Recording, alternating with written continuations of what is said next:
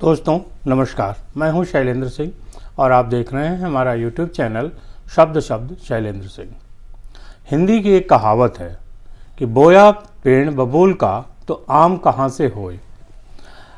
ये कहावत आज के संदर्भ में जिस पर हम चर्चा कर रहे हैं वो है स्वामी प्रसाद मौर्य का एक विवाद जो लखनऊ के होटल ताज में हुआ अयोध्या के महंत राजू दास के साथ। और कार्यक्रम था एक प्रतिष्ठित चैनल का एक कार्यक्रम था जिसमें वो तमाम राजनीतिक, सामाजिक, आर्थिक मुद्दों पे बात कर रहे थे। तमाम अलग अलग सेशन थे और उन्होंने अलग अलग जो गेस्ट हैं उनको बुलाया हुआ था और उनसे वो बातचीत कर रहे थे। घटना कुछ यूँ है कि स्वामी प्रसाद मौर्य जब होटल से निकल रहे थे उसी समय वहाँ मौजूद महंत राजू दास और उनके जो कुछ समर्थक थे उनके साथ में विवाद होता है, झगड़ा होता है और मसला मारपीट तक पहुंच जाता है। इसका एक वीडियो पहले वायरल होता है। उस वीडियो में ये दिख रहा है किस तरीके से स्वामी प्रसाद मौर्य के समर्थक और महंत राजू दास के साथ झगड़ा हो रहा है। इसके बाद महंत राजू दास का एक बयान आता है कि स्वामी प्रसाद मौर्य के 40-50 समर्थकों ने उन पर हमला बोला और स्वामी प्रसाद मौर्य का ये कहना है कि महंत राजू दास के जो समर्थक हैं उन्होंने हमला बोला। उन्होंने भाला और तलवार और जाने किन किन से उन पर हमला किया। स्वामी प्रसाद मौर्य ने यह भी कहा कि वो वहाँ से सुरक्षित निकल आए और उन पर इस हमले का कोई असर नहीं हुआ। ये एक वो घटना थी।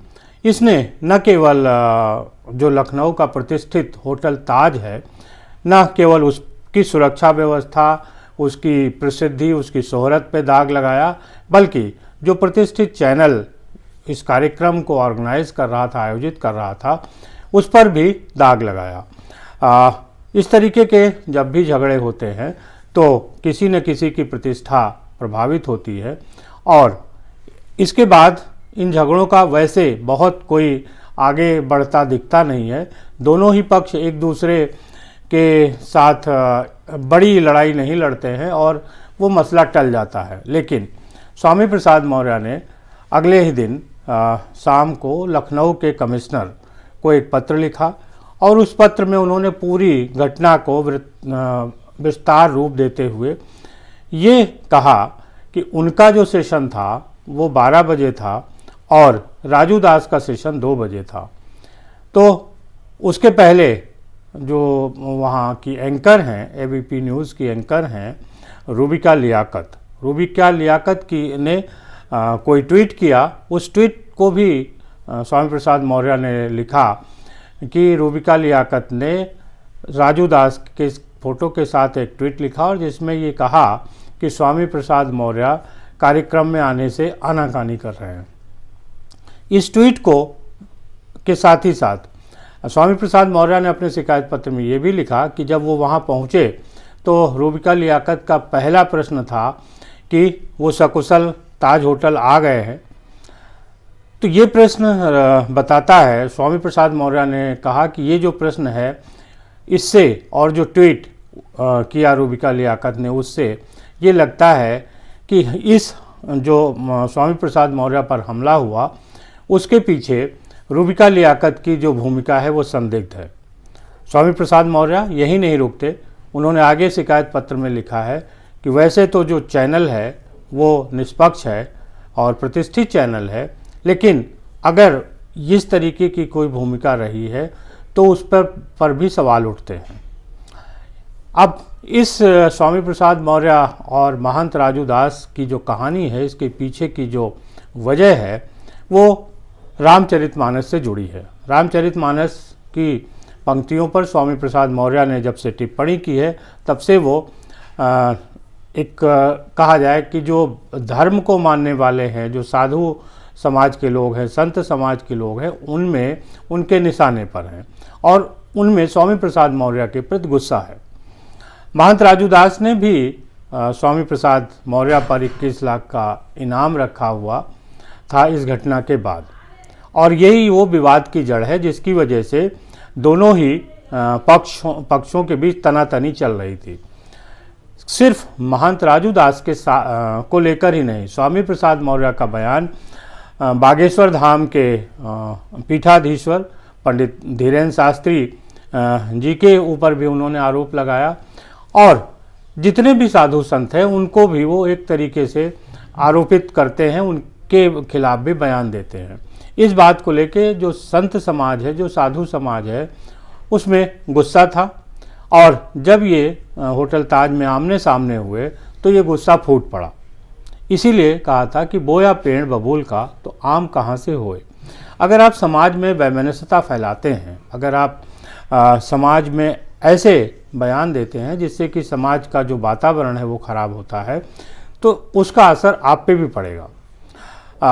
देखा जाए तो स्वामी प्रसाद मौर्य ने जिन रामचरितमानस की जिन पंक्तियों को लेके विवाद शुरू किया, उन पंक्तियों के लिखे जाने से जितना कष्ट स्वामी प्रसाद मौर्य या जो वो कहते हैं कि उनमें शूद्र समाज को और महिलाओं को कहा गया उनमें है, उतने ही आस्था रामचरितमानस पर संतों की है, और रामचरितमानस का विरोध किए जाने पर उन संतों की भी आस्था प्रभावित हुई है। उनके बीच भी जो उनकी गुस्सा है वो आगे बढ़ा है। एक तरीके का गुस्सा रामचरितमानस के प्रति है स्वामी प्रसाद मौर्य और उनके जैसे लोगों का।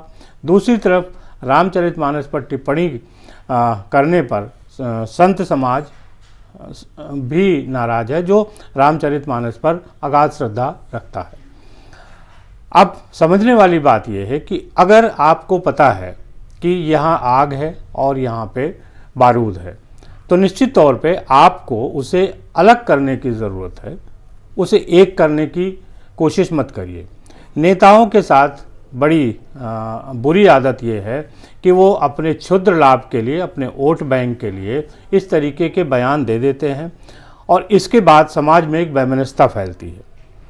वैमनस्यता को संभालने का काम समाज का है, लेकिन नेताओं को ऐसे बयानों से बचना चाहिए, और जिन पार्टियों के ऐसे नेता होते हैं उन पार्टियों को खुद भी इस तरीके के बयान देने वाले नेताओं पर संयम बरतना चाहिए, उनको मना करना चाहिए। लेकिन वोट बैंक की राजनीति में ये नहीं हो पाता। रामचरितमानस के बयान का ही नतीजा था कि समाजवादी पार्टी, जिससे कि स्वामी प्रसाद मौर्य उत्तर प्रदेश विधान परिषद के सदस्य हैं, उसके प्रमुख अखिलेश यादव को भी संतों का गुस्सा झेलना पड़ा था।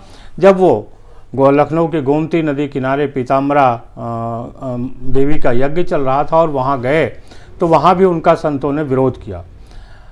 और इस तरीके देखिए, जब इस तरीके की घटनाएं होती हैं तो उनको रोकने का प्रयास करना चाहिए। समाजवादी पार्टी ने रामचरितमानस पर बयान देने के बाद स्वामी प्रसाद मौर्य का प्रमोशन किया, उनको महासचिव बनाया। इसको लेके समाजवादी पार्टी के प्रति भी संतों को एक गुस्सा है, हिंदू समाज को एक गुस्सा है।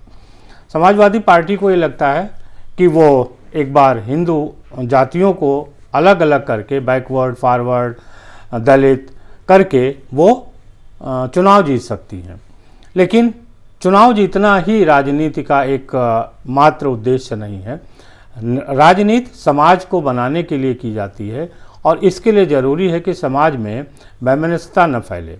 समाज में वैमनस्यता नहीं फैलेगी तो नेताओं को भी लाभ होगा, जनता को भी लाभ होगा, एक सुखद माहौल बनेगा जिससे कि आप विकास की गाड़ी को आगे खींच सकते हैं। मुद्दे तमाम होते हैं जिन पे नेता राजनीति कर सकते हैं, लेकिन इस तरीके से धर्म पे टिप्पणी करके जब राजनीति होती है तो उसके परिणाम वैसे ही होते हैं जैसा होटल ताज में स्वामी प्रसाद मौर्य और महंत राजू दास के बीच हुआ। इन दोनों की लड़ाई में जिस तरीके से स्वामी प्रसाद मौर्य ने एंकर लोबिका रियाकत को निशाना बनाया है, वो एक गलत परंपरा है। पत्रकार अपने हिसाब से काम करता है और वो दोनों ही पक्षों की बात सुनता है, लेकिन कभी कभी एक पक्ष पत्रकारों को भी अपने साथ लपेट लेता है। जैसे आजकल एक फैशन है गोदी मीडिया कहने का। तो जो पत्रकार आपके साथ नहीं है या आपकी हिसाब से काम नहीं कर रहा है, उस पर आप आरोप लगा देते हैं। रूबिका लियाकत एक जानी मानी एंकर हैं। वो भले ही मुस्लिम धर्म से हैं, लेकिन वो हिंदू धर्म की भी पूरी इज्जत करती हैं, पूरी श्रद्धा भाव है। उनको जिस तरीके से टीवी चैनल पर देखा गया जब वो अभी पीठाधीश्वर धीरेन्द्र शास्त्री के साथ अपना इंटरव्यू कर रही थी, जो बागेश्वर धाम जाकर, तो वहाँ भी उन्होंने पूरी श्रद्धा दिखाई। धीरेन्द्र शास्त्री ने उनको कहा भी कि वो घर वापसी कर लें, लेकिन रूबिका लियाकत ने उनका जवाब देते कहा कि नहीं, मैं अपने धर्म से संतुष्ट हूँ और मैं अपने धर्म के साथ ही रहूँगी, लेकिन मुझे दूसरे के धर्म का सम्मान करना आता है। ये एक बड़ी बात है। आज कल के इस ज़माने में अगर कोई एंकर इतनी समझदारी की बात करता है, लेकिन क्षुद्र राजनीति के कारण उस एंकर को भी स्वामी प्रसाद मौर्य ने निशाने पर लिया है और उस साजिश का एक अंग बताया है जो महंत राजू दास ने स्वामी प्रसाद मौर्य के खिलाफ की, जिसका आरोप वो लगा रहे हैं अपने पत्र में। उन्होंने जो चैनल है उसको भी घेरे में लिया है, लेकिन अपनी गलती मानने को स्वामी प्रसाद मौर्य तैयार नहीं है। यही वजह है कि स्वामी प्रसाद मौर्य जैसे लोग समाज से कट के रह जाएंगे। आने वाले दिनों में चुनाव होने वाले हैं लोकसभा के 2024 में, और जिस तरीके से समाजवादी पार्टी स्वामी प्रसाद मौर्य के पीछे खड़ी है, उससे साफ है कि इसका जो खामियाजा है वो पार्टी को भी भुगतना पड़ेगा। बहुत शुक्रिया, धन्यवाद।